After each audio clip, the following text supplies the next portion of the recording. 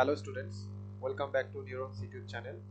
আর আজকে আমরা আমাদের পার্ট 4 কন্টিনিউ করব, যেখানে আমরা মেনলি ডিসকাস করব ক্যাটাগরি টু এমসিকিউস। তাহলে আমরা স্টার্ট করছি। তো 31 কি বলছে? নিম্নলিখিত কোনগুলি নারী প্রজনন তন্ত্রের অংশ? তো which of the following are the female reproductive parts? তো দেখো, মনে রাখবে ডিম্বাশয় অবভিয়াসলি ওভারি হতেই হবে, কারণ ওভারি থেকে কি সিক্রেট হয়? সিক্রেট বলা হয় না, ওভারি থেকে তৈরি হয় ওভাম। সেকেন্ড হচ্ছে ফ্যালোপিয়ান টিউব। ফ্যালোপিয়ান টিউবে তোমাদের আগের দিন বলেছি, এখানেই মেনলি কি হয়? ফার্টিলাইজেশন স্পার্ম অ্যান্ড ওভামের ফার্টিলাইজেশন কোথায় হয়? ফ্যালোপিয়ান টিউবের কোথায় হয়? অ্যাম্পুলাতে হয়, মনে রাখবে অ্যাম্পুলাতে হয়।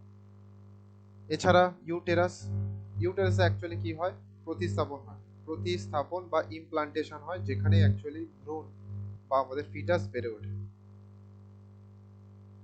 ইমপ্লান্টেশন এখানে হচ্ছে, বোঝা গেছে? ইমপ্লান্টেশন ক্লিয়ারলি এটাকে তোমাদের মেনশন করে দিই আমি। ইমপ্লান্টেশন,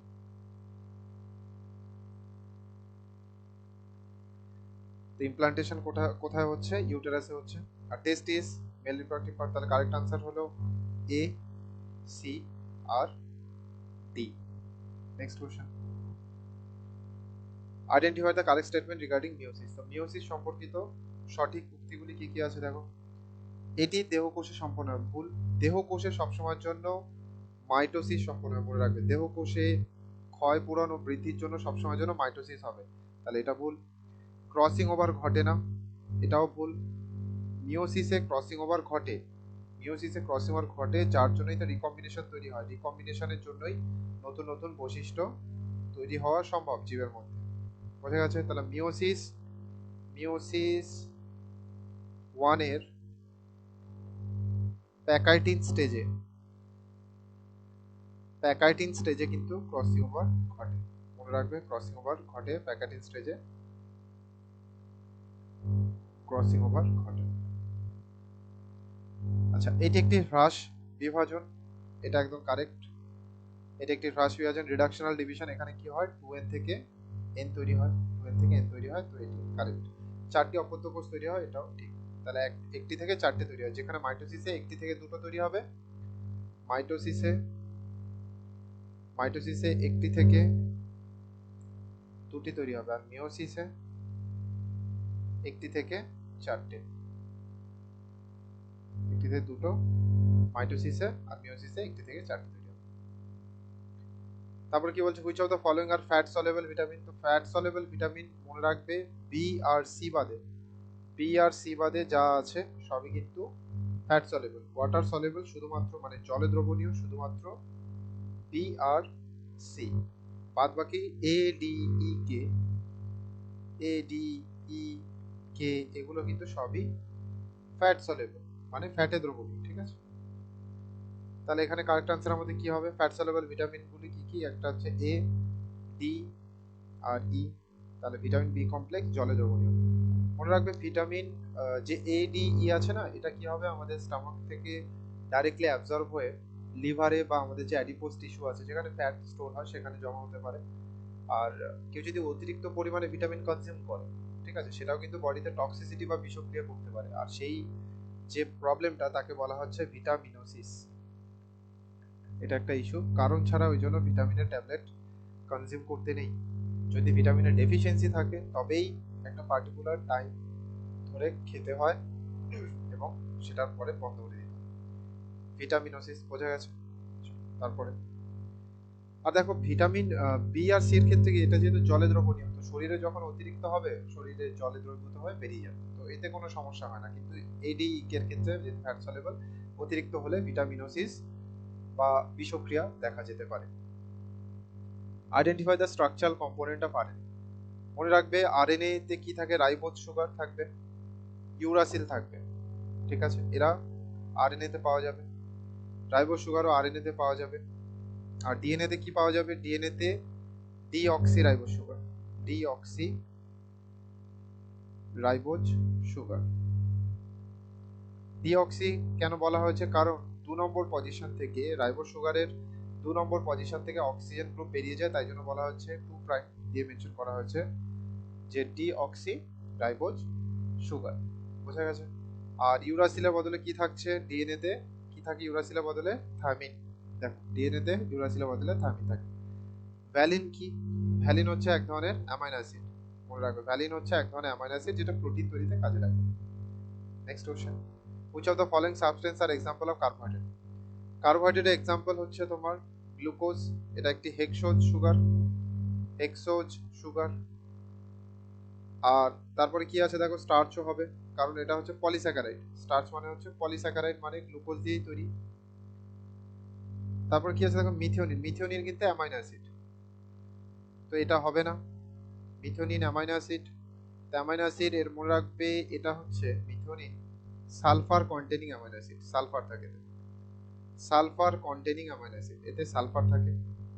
আর প্রত্যেকটা প্রত্যেকটা প্রোটিনে কিন্তু মিথিওনিন থাকবেই, কারণ যে কোনো ভিটামিনের প্রথম যে অ্যামাইনো অ্যাসিডটা থাকে সেটা হচ্ছে, যে কোনো যে কোনো প্রোটিনের প্রথম যে অ্যামাইনো অ্যাসিডটা থাকে সেটা হচ্ছে মিথিওনিন, এটা মনে রাখবে ভালোভাবে।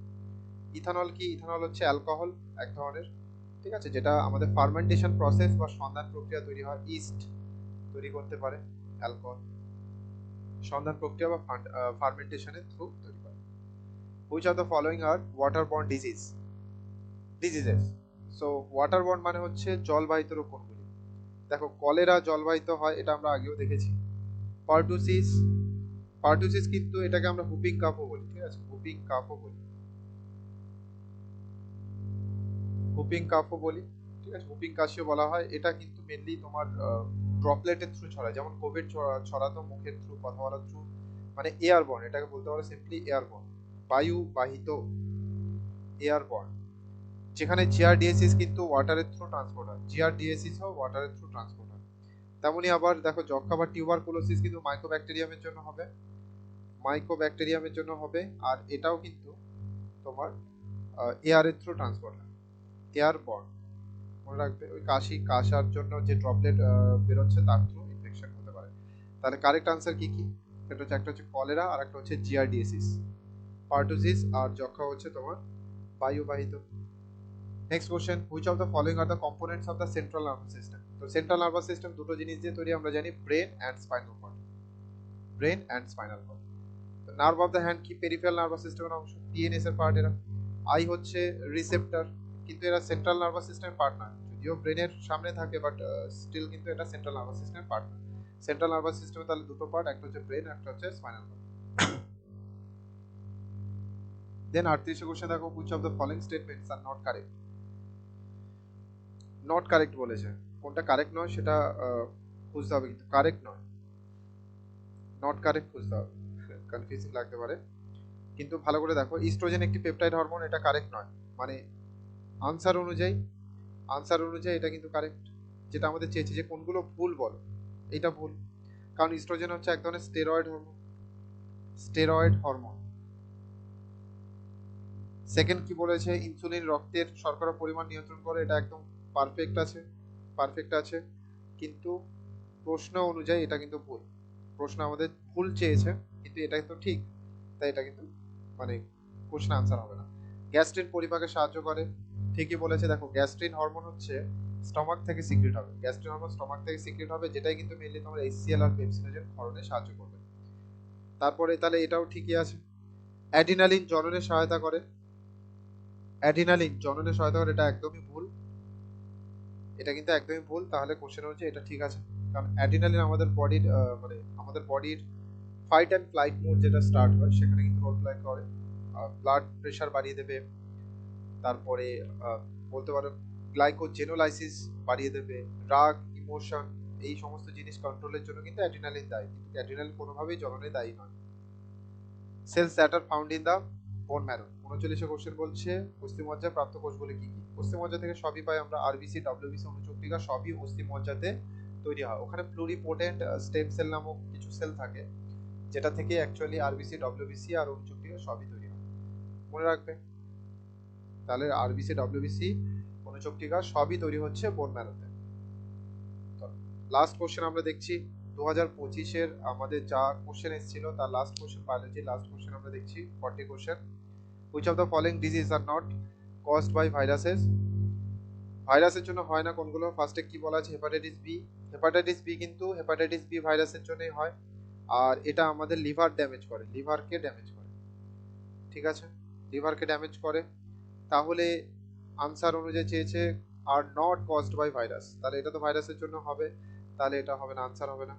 আচ্ছা, পোলিও, পোলিও প্যারামিক্সো ভাইরাসের জন্য হয়, আগে বলা হয়েছে তোমাদেরকে, sorry sorry sorry, polio paramyxo ভাইরাসের জন্য হবে না, পোলিও, পোলিও ভাইরাসের জন্য হবে, পোলিও ভাইরাসের জন্য হয়। তাহলে এটাও একটি ভাইরাস বাহিত রোগ। আর পোলিও ভাইরাস কি করে বলতো? সেন্ট্রাল নার্ভাস সিস্টেমকে ড্যামেজ করে দেয়, সেন্ট্রাল নার্ভাস সিস্টেমের পার্টকে ড্যামেজ করে দেয়, যার জন্য কি হাঁটা চলা কেউ করতে পারে না, আর অনেক ক্ষেত্রে দেখা যায় বেশি দিন সার্ভাইভ করতে পারে না।